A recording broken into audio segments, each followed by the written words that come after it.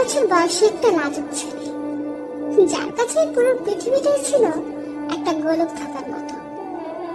ছেলেটি ছোটবেলা থেকেই নিজেকে একজন ব্যাডমিন্টন প্লেয়ার হিসেবে দেখতে চাইত, কিন্তু কেই বা জানত সেই লাজুক ছেলেটাই একদিন হয়ে উঠবে most famous vocalist, dancer, rapper, BTS ম্যাগনি।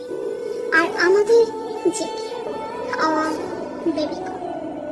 ছেলেটা টিভিতে একদিন জি ড্রাগনের পারফরমেন্স দেখল, আর নিজের ছোট ছোট চোখে কে-পপ আইডল হয়ে ওঠার বড় বড় স্বপ্ন সাজাতে লাগলো।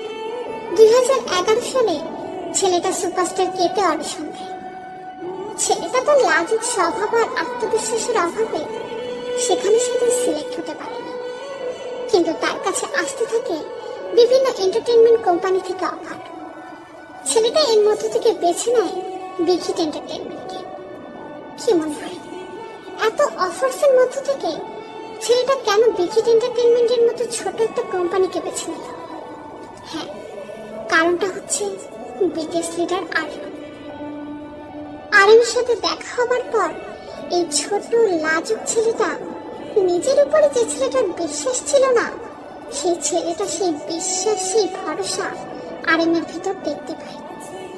এই ব্যাপারে আরএমও বলে, জঙ্কুকের প্রথম দেখা সেই হরিণী কালো চোখ আমি আজও ভুলিনি। 13 বছরের সেই ছোট জঙ্কুক যেন বিটিএস এর মাধ্যমে পেল তার নতুন এক পরিবার। ছেলেটার কৈশোর কাটে তার 6 বড় ভাই আরএম, জিন, জেহোক, সুগা, ভি আর জিমিনের সাথে। কখনো আরএমের কাঁধে চড়ে ছেলেটা নানান বায়না করে, আবার কখনো জিনের সাথে হাজারো খুনসুটি। জেহোক আর সুগার কাছে তো ছেলেটার আবদারের শেষ নেই। ভি আর জিমিন তো তার প্রাইম পার্টনার। আর এর পাশাপাশি চলতে থাকে নিজেকে সেরাদের সেরা করে তোলার এক সংগ্রাম। 2013 সালে দলটি নো মোর ড্রিমস গানের মাধ্যমে ডেবিউ করে, আর 15 বছরের জঙ্কুক তার স্বপ্নের প্রথম পা রাখে। 2013 থেকে 2021 বদলিয়েছে অনেক কিছুই। বিটিএস এখন বিশ্বের নাম্বার 1 কে-পপ বয় ব্যান্ড, আর সেই 15 বছরের ছেলেটা এখন 23 বছরের একজন যুবক। এখন সে আর সেই লাজুক ছোট ছেলেটি নেই, এখন সে একজন আত্মবিশ্বাসী most famous K-pop idol and the 60th Star Live 2020. He is now a singer, songwriter, rapper and dancer and the golden magnate of BTS. ছেলেটা বলে, আমার জীবনের গোলক ধাঁধার সমাধান করেছে আমার এই 6 জন ভাই। আজ আমার যা কিছু আছে তার পেছনে অবদান আমার এই 6 ভাইয়ের। ছেলেটা তার বিগিন গানের মাধ্যমে সে তার এই অনুভূতি পৃথিবীকে জানান দেয়। ছেলেটা আর্মিদের প্রমিস করেছিল যে সে এমন একজন বাংতান হবে যার উপর আর্মিরা গর্ব করতে পারবে। ছেলেটা তার কথা রেখেছে। আজ আমরা গর্ব করে বলতে পারি আমরা এমন একটা কে-পপ গ্রুপের অফিসিয়াল ফ্যান্ডম যার একটা অবিচ্ছেদ্য অংশ আমাদের জঙ্কুক। এই কারণেই হয়তো ছেলেটা আর্মিদেরকে তার কফিল মানে, যা তার চালিত শক্তি।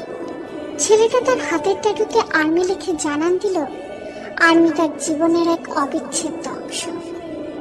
ছেলেটা হঠাৎই একদিন ভিলাইভে এসে ইন্টারন্যাশনাল আর্মিদের জন্য লাইভ ফ্যান মিটিং করে।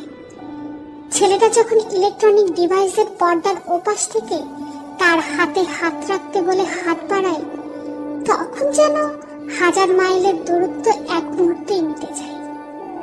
যেন আমরাও তার হাতটাকে না ছুঁয়েই স্পর্শ করতে পারি। এই ছেলেটাই একবার কনসার্ট চলাকালীন হুইল চেয়ারে বসা এক আর্মির সাথে হাত মিলাতে স্টেজ থেকে নেমে তার কাছে গিয়েছিল। ছেলেটাকে একবার প্রশ্ন করা হলো, তুমি দিনে কতবার আর্মিদের সম্পর্কে ভাবো? ছেলেটার উত্তর ছিল কাউন্টলেস টাইম। করোনাকালীন সময়ে যখন সব ছোট ছোট ব্যবসা বন্ধ হতে লাগলো, তখন সেই ছেলেটি সেই ব্যবসায়ীদের পাশে এসে দাঁড়ালো। বড় বড় ব্র্যান্ডেড জিনিস ছেড়ে ব্যবহার করতে লাগলো সাধারণ দোকানের সাধারণ সব জিনিস। মুহূর্তে সোল্ড আউট হতে থাকলো সেসব জিনিস, যা এই করোনাকালীন সময়ে সেসব ব্যবসায়ীর জন্য ছিল এক আশীর্বাদ স্বরূপ। সত্যি ছেলেটাকে বিধাতা অনেক সুন্দর করে ভাবতে শিখিয়েছে, ভালোবাসতে শিখিয়েছে, আগলে রাখতে শিখিয়েছে। ছেলেটা তার নিষ্পাপ হাসি আর কালো হরিণী চোখের মায় আমাদেরকে যেভাবে বেঁধেছে, আমরাও একইভাবে ছেলেটাকে নিজের আপন মেনে আপন করেছি। আর তাই ছেলেটার সুরে তাল মিলিয়ে আমরা বলেছি, you are the cause of my euphoria.